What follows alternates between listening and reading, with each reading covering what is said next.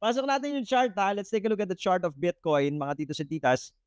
Okay, click the like ha, click the follow kung hindi pa po kayo naka-follow kay Tito G, especially sa YouTube. Kung nasa TikTok kayo at especially sa Facebook, kung nasa TikTok po kayo, I suggest follow nyo si Tito G sa Facebook kasi mas updated tayo dun eh. Lalo yung mga nasa TikTok, follow nyo si Tito G sa Facebook. This is the chart of Bitcoin, daily chart of Bitcoin. Yesterday, remember the breakouts, no? Remember the breakout, but we need to confirm. We told you that we need to confirm. Okay, from this breakout, sabi natin, gusto natin makakita ng long green candle na above 116, which is the previous swing high. Okay, yun nga lang, hindi tayo binigyan. Ang binigay sa atin is, instead of long green, binigyan tayo ng control shift candle. Okay, control shift candle. Ito minsan tinatawag nila na topping tail candle. Okay, ano po nangyari dito sa kandila na to? From green candles, at this series of green candles, final green candle pinush ng bulls, di ba? Yung price going up, and then yung last attempt niya near the resistance area, okay, nandun pala yung mga bears. Pagsalubong ng mga bears, ayun, tinulak pababa and it closed near its low. Kaya po mas mahaba ngayon yung wick ng candle. Okay? Yung tail ng candle sa ibabaw. Kaya tawag nila topping tail eh, no? So this could possibly signify a control shift. Okay? From control shift means from bulls taking control, okay? Nag-pause yung market. Okay? Kung today makakakita tayo ng red candle na dito, possible na magkaroon ka ng control shift and market might correct and retest your previous breakout point, probably dito sa area na to. Itong trend line, no? Breakout retest. Okay? So, yun po yung posibleng gawin ng market. Pwede bang manigate yung control shift candle na yan, Tito? Pwede bang basagin natin yan? Opo. Para manigate po yan, price needs to trade above it. Okay? Yung 116,485, yan po. So, dito na natin lalagay.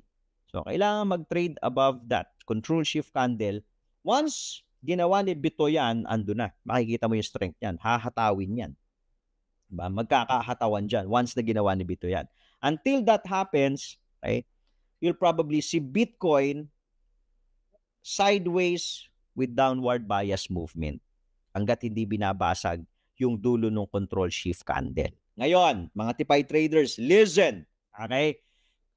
Kung gumamit po kayo ng tipay, sabi natin kay tipay, wala tayong buy on breakout setup kay tipay. We don't buy on breakouts, right? We buy the dips. So, yan po. Green cloud, green dot, green candle. So, ito yung entry. Okay?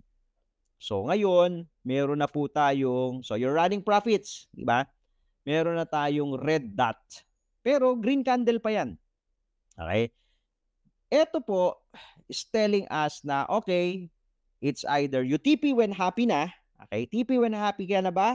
Okay, close your position, may red dot na. Or you wait for this candle to close kung red nga ba talaga. That's your option.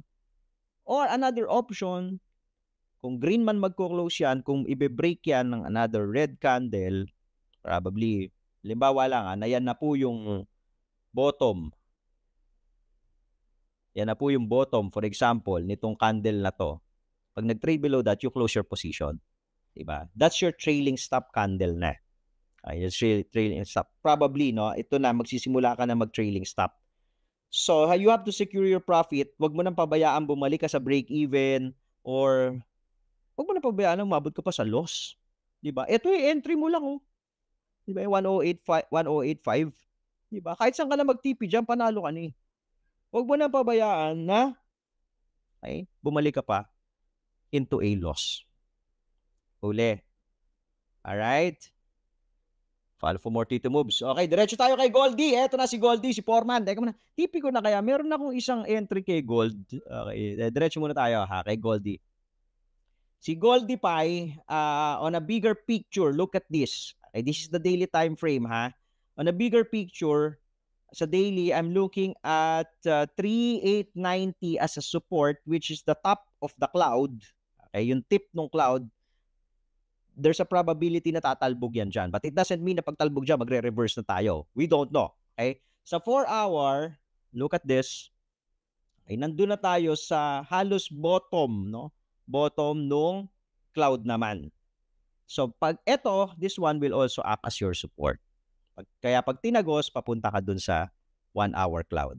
Getching. Ay, nahuhuli. Right?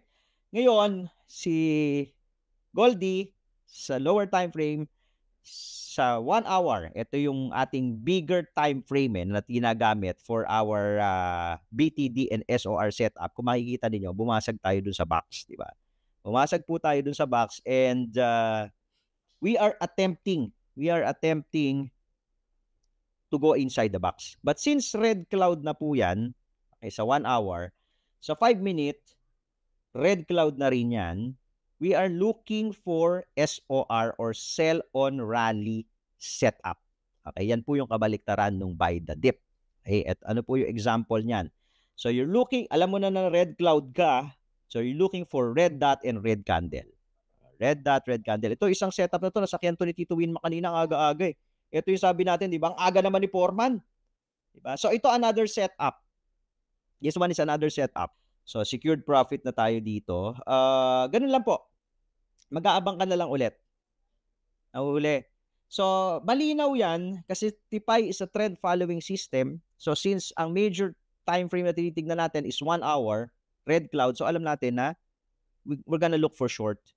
Pero we enter sa 5 minute looking for red dot and red candle, overpowering the previous red candle. So, kanina dito ako pumasok. Yan. Nagtipi na ako, bumababa pa oh. Talaga naman oh. Okay, nagtipi na ako eh. So, ito po. Dito ako pumasok kanina. Red dot, red candle, in-overpower yung previous green. Look at this. Yan po yung entry. Okay, ngayon kita natin tumutulo, diba? Tumutulo. So, that's how you use TIPI for trading, in trading gold. In trading gold, mga titos and titas. Okay.